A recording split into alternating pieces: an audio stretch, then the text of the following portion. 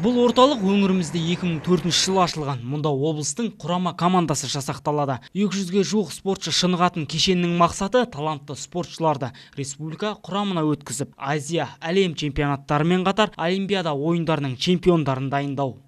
Оларға барлық жағдай жасалған, жаттығу жасап, жатар орны бар, 4 мезгіл тамағы бар.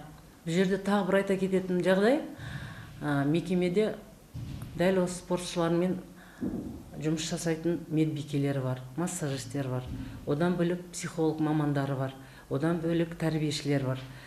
Бірінші мақсат оларға, ең бірінші мақсат Олимпиада ойындарында үлкен жетістікке жету.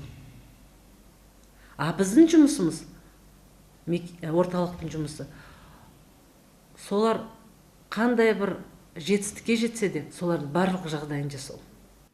Мұнда Қазақстан Республикасына еңбегі сіңген 4 жаттықтырушы саңлақтарға бағыт-бағдар береді. Айта кететіні, Бразилия еліне аттанған 4 жампозымыз осы орданың түлегі. Ал мына залда Қазақстанның жалауын Рио төрінде көтеріп шыққан Руслан Жапаров дайындалған. Оқу-жаттығуларының басым көпшілігін осындағы серіктермен бірге өткізген. Ол кеткенімен спорттағы достарының мұндағы оқу-жаттығу жұмыстары бір сәтке де тоқтамаған. Себебі алдағы әлем додаларына дайындық қызу жүргізілуде. Алдағы уақытта сентябрьде Польша мен Россияда турниріміз болады. Соған дайындығы жүріп жатыр.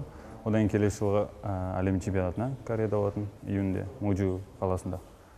Басты мақсат сол, әлем чемпионаты.